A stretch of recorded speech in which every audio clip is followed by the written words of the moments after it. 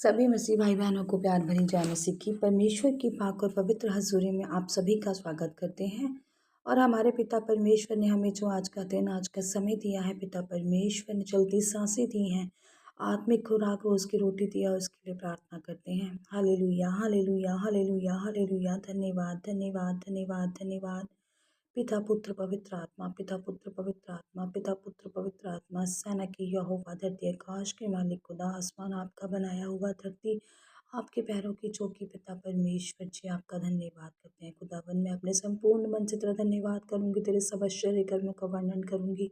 मैं तेरे नाम में आनंदित और प्रफुल्लित होंगी। हे परम प्रधान, मैं तेरे नाम के वचन गाऊंगी। पिता परमेश्वर जी, सारी रात आपने हमें संभाला। पिता परमेश्वर जी, सुबह का मीठा प्यारा दिन दिया। पिता परमेश्वर जी, हमारे घर परिवारों में उनके साथ हमें बनाकर रखा। हमारी किसी भी भली वस्तु की कमी नहीं हमने दी।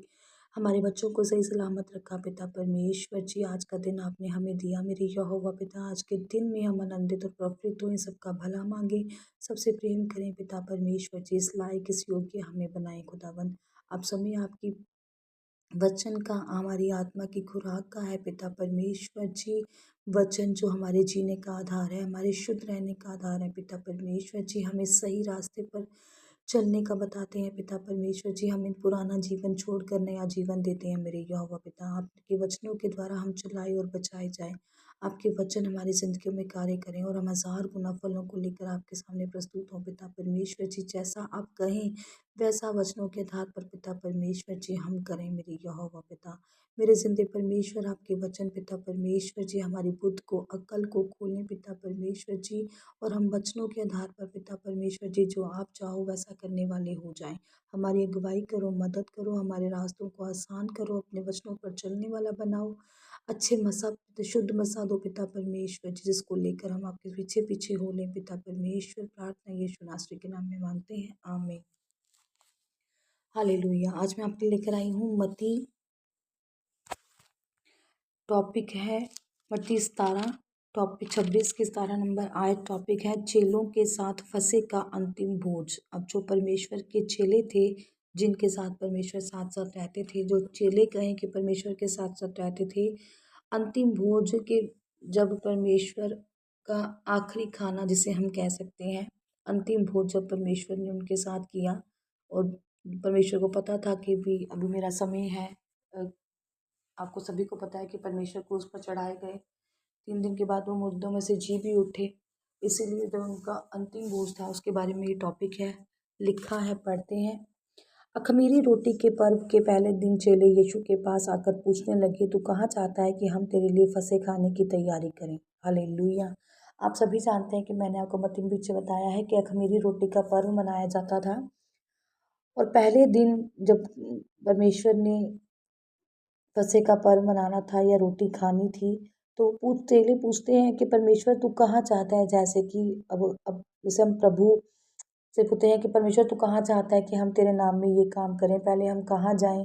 और उस समय पर क्या होता था, जैसे परमेश्वर, आपको तो सब जानते थे, परमेश्वर को पहले ही पता होता था कि किसी कोई मेरे लिए क्या सोच रहा है या मेरे मन में उसके लिए क्या। भविष्यवक्ता थे, आपको पता है, भविष्यवाणियाँ करते थे और सबके दिलों की, हृदयों की जानते थे, क्योंकि सर्वशक्तिमान परमेश्वर थे।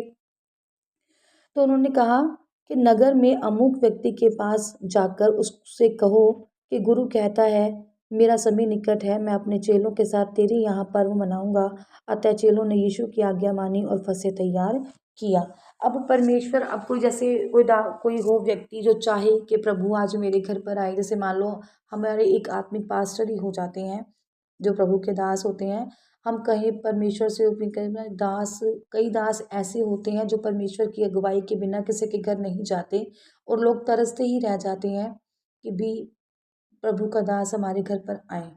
पर उनमें शिफा होती है, वो उनको पता होता है कई दासों को कि जब तक मुझे परमेश्वर अगुवाई नहीं करेंगे तब तक मैं नहीं जाऊंगा। और मन में, अब जैसे हम लोग भी कह लो कि जो कलीसिया के बंदे होते हैं, या कह लो कि हम लोग वो दास हैं, तो हम लोग उनकी कलीसिया हैं। और मतलब हमें एक दास से प्रेम है प्रभु की तरह, कि हम चाहते हैं कि वो दास, जैसे मन में विश्वास कर लेते हैं कि अगर दास के कदम हमारे घर पर पड़ेंगे तो हमारे घर शुद्ध हो जाएगा या हमारी बलाएं टल जाएंगी। और मन में जब हम किसी से प्रेम कर लेते हैं, तो और भगवान के समान किसी से अगर हम प्रेम करते हैं तो हमारी जो चेतनाएं वो बढ़ जाती हैं। और ऐसा ही वो दास भी रहा होगा कि वो जो उसका जो गुरु है वो मेरे घर पर आए और मेरे साथ फसे का पर्व मनाए और मेरे घर पर खाना खाएं या मैं उनके लिए कुछ तैयारी कर सकूं, ऐसी कुछ आज्ञाएं रही होंगी। चेलों ने यीशु की आज्ञा मानी और वहां पर जाकर तैयारी की और फसह का पर्व मनाया। तब सांझ हुई तो वह बारों के साथ भोजन करने के लिए बैठा। अब जब शाम हुई और भोजन करने का समय आ गया, उससे पहले प्रार्थनाएं की होंगी, वचन पढ़े होंगे। और जब फसह का समय आ गया, जब खाना खाने का समय आ गया, तो सांझ जब हुई तो शाम को भोजन जब करने वो बैठे, तब वह खा ही रहे थे तो उसने कहा, मैं तुमसे सच कहता हूँ कि तुम में से एक मुझे पकड़वाएगा। इस पर वह बहुत उदास हुए और हर एक उससे पूछने लगा, हे गुरु, वह क्या मैं हूँ? अब आप सभी जानते हैं कि जो प्रभु परमेश्वर थे वो पहले से ही सब कुछ जानते थे। अब समय भी था, अब कहें कि भी मैं जानता हूँ कि मेरा समय निकट है या मैं आज मेरा समय ख़त्म है, तो मैं तुम्हें बताऊँ, अगर कहें कि मैं तुम्हें अगर संसारिक भाषा से कहें कि मैं अगर कहूँ कि मैं शाम को आज तुम्हारे बीच में नहीं रहने वाली हूँ और मुझे पता है कि मैं यहाँ से नहीं रहने वाली हूँ, तो जो मेरा कारण है ना रहने का वो मेरे साथ ही है और मेरे साथ ही बैठकर खाना खा रहा है और मेरी ही थाली में से लेकर खाना खा रहा है। तो सोचो क्या बीतेगी हम पर।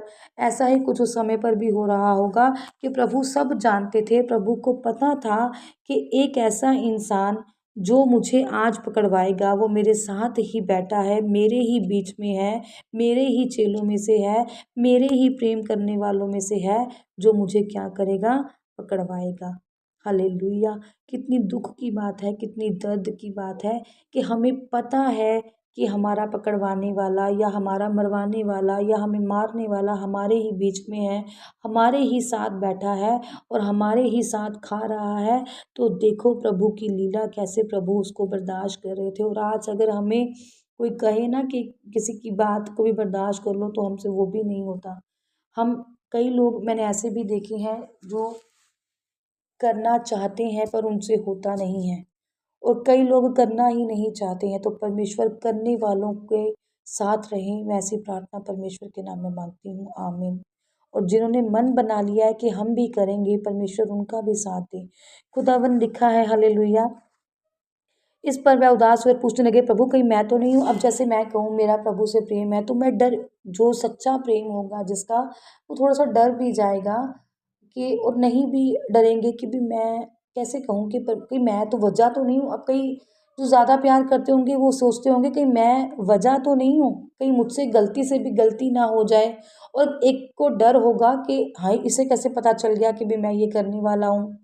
तो दो तरह की बातें यहाँ पर आती हैं, पर परमेश्वर जो सच्चा खुदा है, जो सबके दिलों और दिलों की जानता है, उसे सब पता था। उसने उत्तर दिया, जिसने मेरे साथ थाली में हाथ वही मुझे पकड़वाएगा।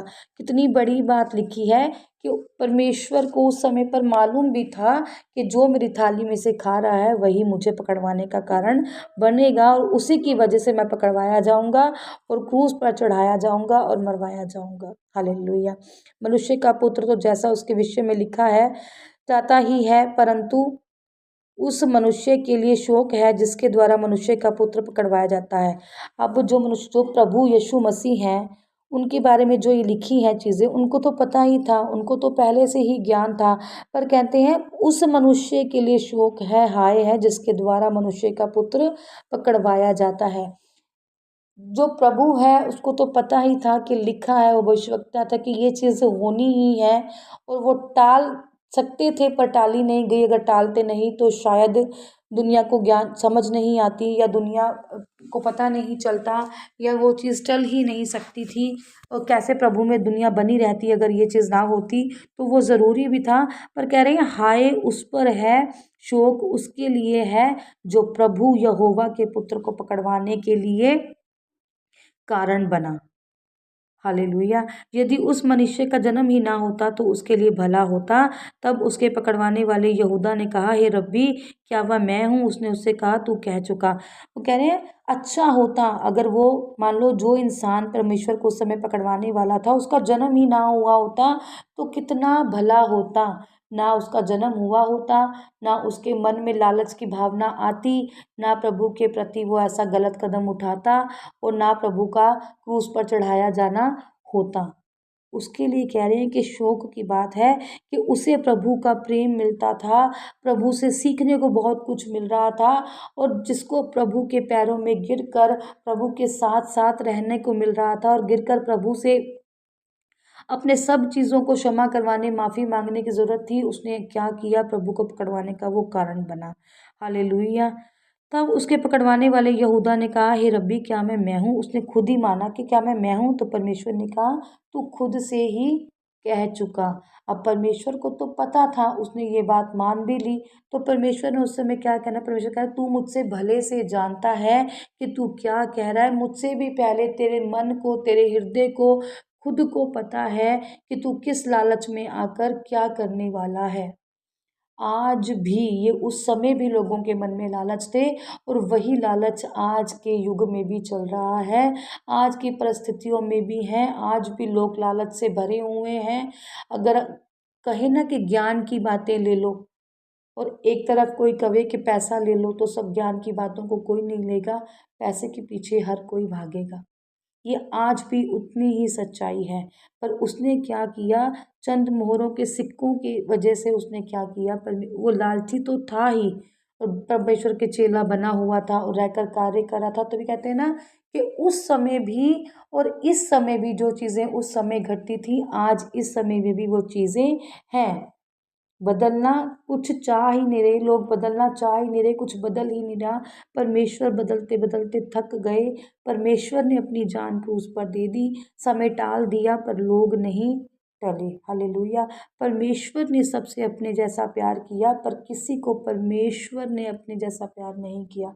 परमेश्वर ने सबकी भलाई सोची, सबसे प्रेम किया, इतना प्रेम किया कि जो उनको पकड़वाने वाला था, मरवाने वाला था, उनके साथ आखिरी बोझ तक परमेश्वर ने किया। ऐसा भला परमेश्वर है हमारा। सोचते रहे होंगे कि शायद वो अभी टल जाए, अभी मान जाए, अभी शायद रुक जाए। मन में ऐसी हो रही होंगी कि शायद वो आज मैं उसको समझ आ जाए, वो पीछे मुड़ जाए या वो गलत कामों से रुक जाए या ये तय ही था, लिखा ही था ये होना। ऐसे हमारे परमेश्वर थे प्रेम करने वाले और ऐसा था वो यहूदा इस्करियोती जिसने परमेश्वर को पकड़वाया, जो कारण बना परमेश्वर के पकड़वाए जाने का, परमेश्वर को क्रूस पर चढ़ाए जाने का। हालेलुया! खुदावन पिता परमेश्वर, हम प्रार्थना करते हैं पिता परमेश्वर, जैसा उस समय में यहूदा इस्करियोती ने किया पिता परमेश्वर जी, आज के युग में भी जो लोग ऐसा करने की सोचते हैं पिता परमेश्वर जी, उनकी बुद्धि को, अकल को आप खोलें पिता परमेश्वर जी, उन नासमझों को आप समझते हैं पिता परमेश्वर, अपने साथ उन्हें बनाए रखें पिता परमेश्वर जी, ताकि वो जो समा उस समय था पिता परमेश्वर जी, आज अगर किसी के बारे में ये चीज़ें सोची हों तो वो टल जाए मेरे यहोवा पिता। मेरे ज़िंदे परमेश्वर, आपसे कृपा करते हैं, मांगते हैं, अपने पर दया मांगते हैं मेरे यहोवा पिता। आपके साथ रहकर मेरे यहोवा पिता जी, हम भी समझदार बने पिता परमेश्वर जी, हमारी आत्मा और हृदयों को शुद्ध करें पिता परमेश्वर। इन वचनों से हम सीखें पिता परमेश्वर की जो जो गलतियाँ बीते समय में किसी ने की हैं पिता परमेश्वर जी, आज के समय में हम लोग ये गलतियाँ ना करें और परमेश्वर ने जैसा प्यार हमसे किया था, हम वैसा प्यार परमेश्वर से करें। परमेश्वर ने अपना इकलौता हमारे लिए वारा था। पिता परमेश्वर की इस कुर्बानी को ही याद करके पिता परमेश्वर जी, हम गलत कामों से मुड़ें पिता परमेश्वर। जितने भी जन आपकी हज़ूरी में बैठे हैं खुदावंद, उनकी अगुवाई करें, मदद करें मेरे यहोवा पिता, ताकि ये सभी गलत कामों से पीछे मुड़ जाएँ पिता परमेश्वर जी। कोई भी गलत काम पिता परमेश्वर जी इनकी ज़िंदगियों का हिस्सा ना बन सके मेरे यहोवा पिता। कोई भी गलत काम इनके बीच ना आ सके मेरे खुदाबंद पिता परमेश्वर, मेरे यहोवा, जिन्होंने आपके राज में मन को मजबूत कर लिया है मेरे यहोवा पिताजी, उनके दिलों हृदय गुर्दों को आप जानते हैं पिता परमेश्वर। उन पे अपनी रहमत बरसाएं पिता परमेश्वर जी, अपनी कृपा उन पर दें पिता परमेश्वर जी। इन सब बीमारों को पिता परमेश्वर जी, जो दिल से बीमार हैं उनके दिलों को पिता परमेश्वर जी आज आप ठीक करें पिता परमेश्वर जी। अपनी ब्लेसिंग से भरें, अपने मस्से से भरें पिता परमेश्वर जी, ताकि ये कोई भी गलती आप में रहकर ना कर सके।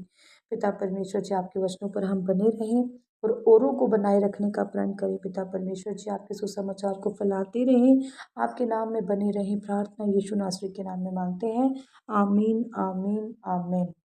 आज की इस प्रार्थना सभा को सुनना आप सभी के लिए आशीष और बरकत का कारण बने। अगर आप भी सिस्टर मनप्रीत के साथ अपने परिवार की समस्याओं से संबंधित किसी भी प्रकार की बात करना या प्रार्थना करवाना चाहते हो, तो इस नंबर 6280896731 पर कॉल करके या व्हाट्सएप पर मैसेज करके अपनी प्रेयर रिक्वेस्ट को लिखवा सकते हैं। प्रेयर लाइन पर कॉल करने का समय सुबह 8 बजे से शाम 8 बजे तक का है। कृपया करके सुबह 8 बजे से पहले और शाम 8 बजे के बाद कॉल ना करें। धन्यवाद। सभी को प्यार भरी जय मसीह की।